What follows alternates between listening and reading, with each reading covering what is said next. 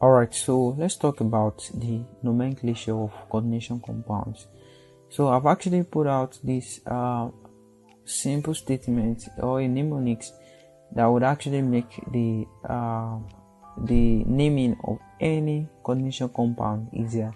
So I love my coordination, I love my complexes. So the I there means you identify the type of coordination compound. Is it neutral? Is it anionic complexes? Or is it cationic complexes? The L there, love, identify the ligand. The M there, identify the meta. And the next one, the complexes, identify the complex type. So we're going to explain everything, we're going to elaborate on each of the points here. So the first one is identify the coordination sphere and check if there is anything to the right or left of it in order to determine the type of coordination compound it is. So looking at this first example here, we have nickel, we have chlorine, we have into brackets ammonia. So basically this is a neutral compound, like a coordination compound. Basically this one is neutral because there's nothing to the right or left of it. It's only surrounded by a scale, the coordination sphere, right? So it's easy to identify a neutral compound by this. So anionic complexes, right, there is a meta to the left of it. So in this case the coordination sphere is on the right and the meta is on the left. So this, in this case, this is a we call it anionic complex. So we can actually break it out in this form. We have K plus and NiCN5 3 minus. So you could see that the complex A is carrying negative charge. So this is anionic, right? So potassium in this case, potassium, yeah, in this case. So basically we see that hence the meta is named first, right? So in a case like this, anything to the right of it, anything to the left rather, like this is the first item or any first item there is being named first. So in this case it's only just a coordination sphere, so we'll talk about that later. So but in a case whereby we have something to the right and left, or something to the left of the coordination sphere, so we simply name this first. So this is potassium. We are going to name this complex. We're going to start with potassium, then we name this one. So let's say we have two coordination, let's say we have two coordination space, right? So we're going to name this first before you name this, right? So next one, let's leave this. No oxidation state is included for the meta, unlike when we are name, we'll still get to that basically. So looking at this, the coordination sphere is on the left and we have this to be on the right, right? So the coordination sphere here is on the left. So basically this is cationic complexes, right? Cationic. So we are going to break this into charges. Like if I'm going to break this, it's going to be FeOH 2 6, and then this becomes 2 plus and Br minus. So you could see that the complex here is basically cationic, right? So the halogen is named after the coordination sphere. So you name this first before coming to this. So now let's look at the second point.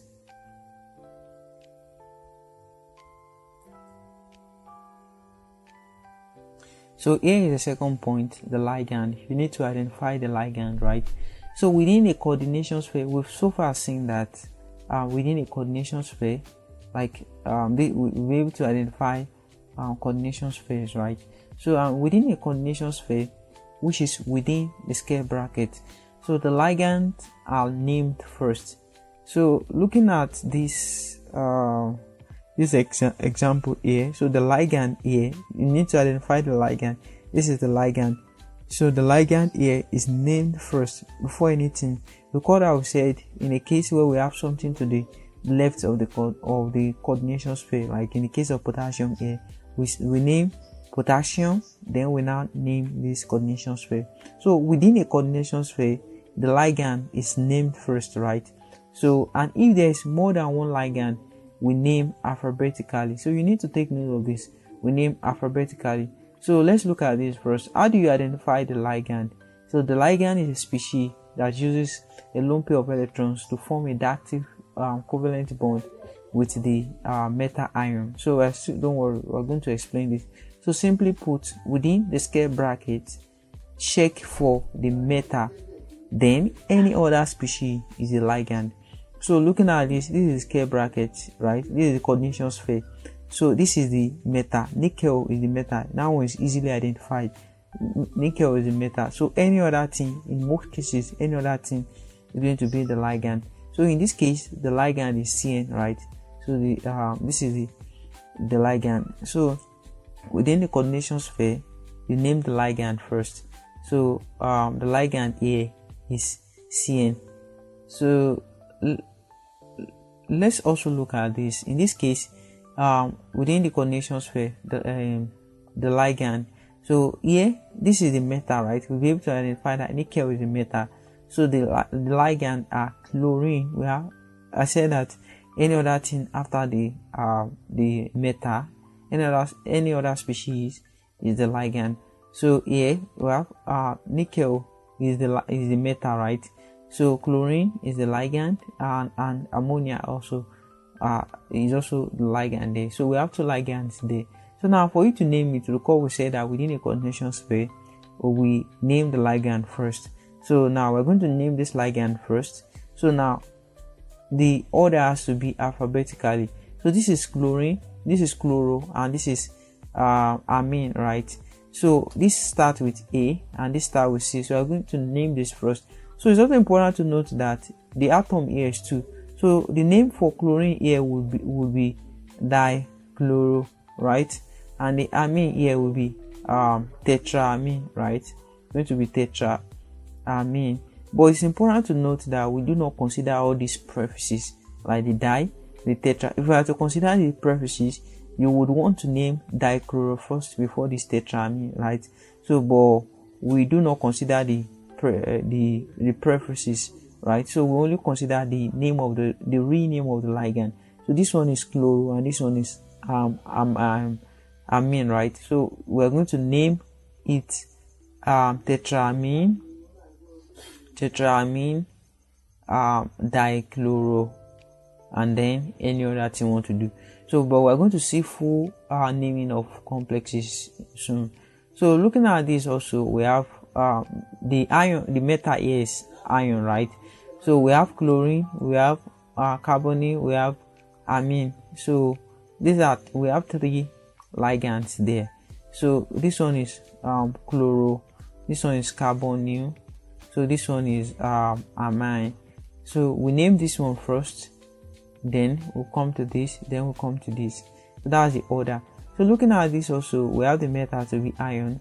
So we have this one to be aqua, right? H2, or yes, it's aqua. So we name it first. And recall that we said we always name the first part, like the first part before the second part. So we name this coordination sphere first before naming this one. And we say that within a coordination sphere, we name the ligand first. So here it's going to be hexa. So it's going to be hexa, aqua, and then we name this one, so which is iron. So we'll continue that way. So that is basically that. So still on that ligand, it's important to note that prefixes such as bis, tris, tetrakis, and all of these are actually used for ligand that are bidentate. What do we mean by bidentate ligand? Bidentate ligand can actually bind to a Lewis acid in more than one ways, right? So one common example is this EN, ethylenediamine, right? So you need to always take note of this. So this EN is bidentate. You need to always take note of it, right? So ethylenediamine is bidentate. So this is going to be bis, but don't bother about this for now. Don't bother about this. So let's look at. So we've looked at the alphabetical naming of ligand. So just one ligand, cyanide changes to cyano. So here we have just one ligand, right? So we are only naming this cyanide, right? So we have it to be pentacyano. So this is cyanide, right? So we name it as pentacyano. I recall that there's something to the right to this part. This is the first item. So we name it potassium. Then we have pentacyano. This cyanide changes to cyano. So it's incomplete, but we'll come back to that later on. So also here we have just one ligand within the coordination space. So we have it to be hexa aqua, and then we have ion, and then so in the case of two ligand, here we have chlorine and amine, right? So ammonia and chlorine changes to amine and chloro respectively. So we have we name the ligand first within the coordination space. So we have tetraamine dichloro, and then we name this one is nickel or whatsoever. So note that amine is named first before the chloro. The prefixes denoting the number of ligands are not taken into account. So we said this before. So that's that. We'll explain that.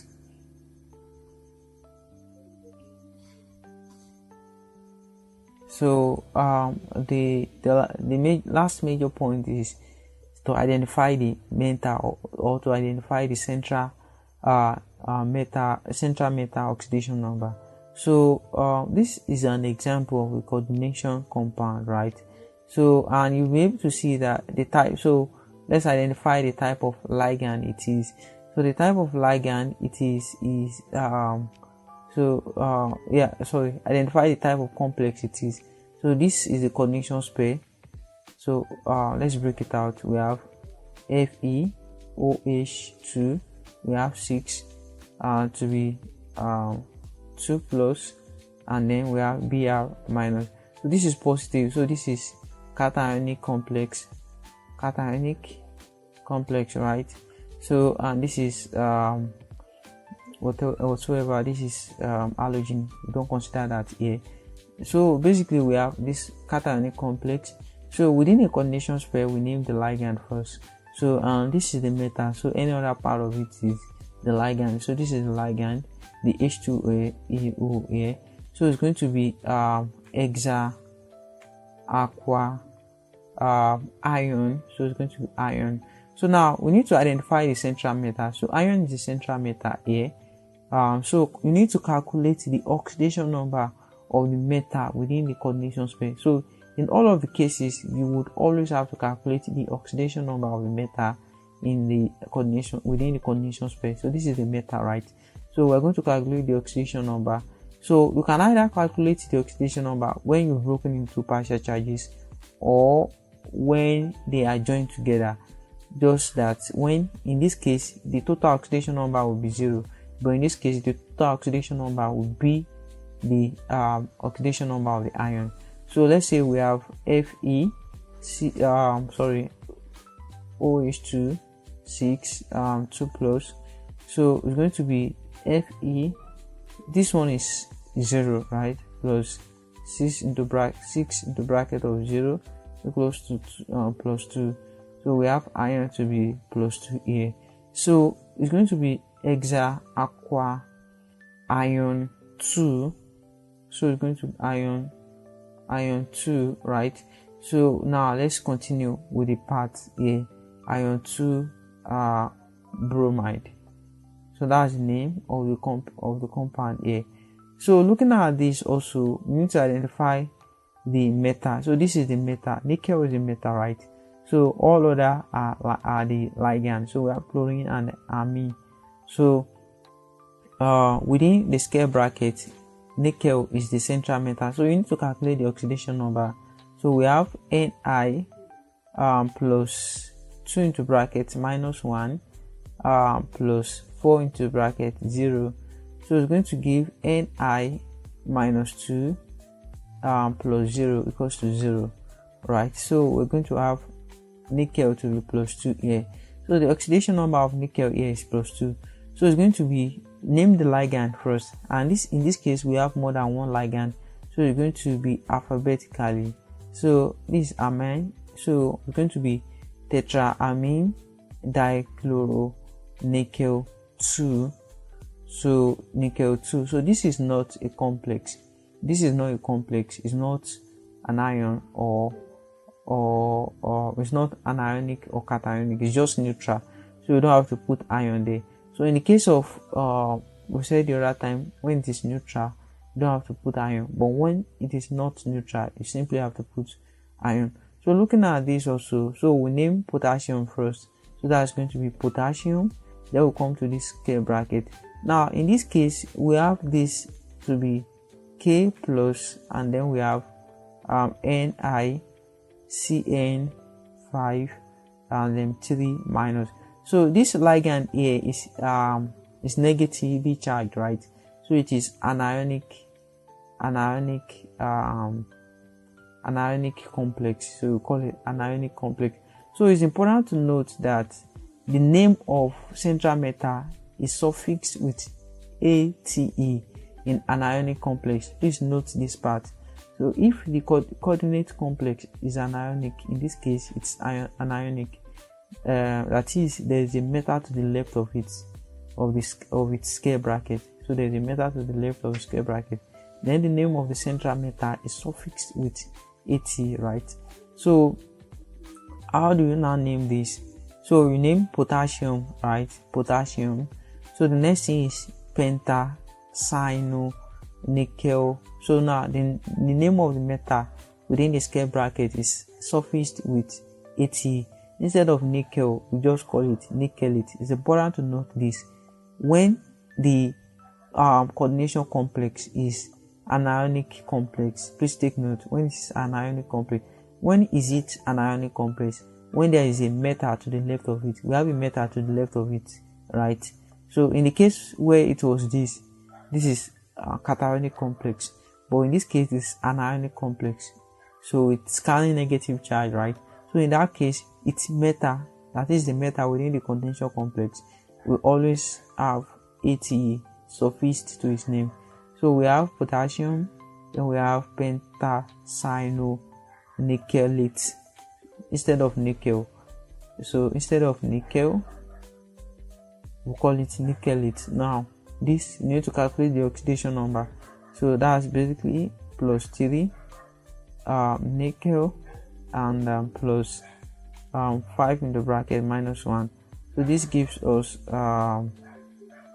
plus 3 plus nickel and then minus 5 equals to 0.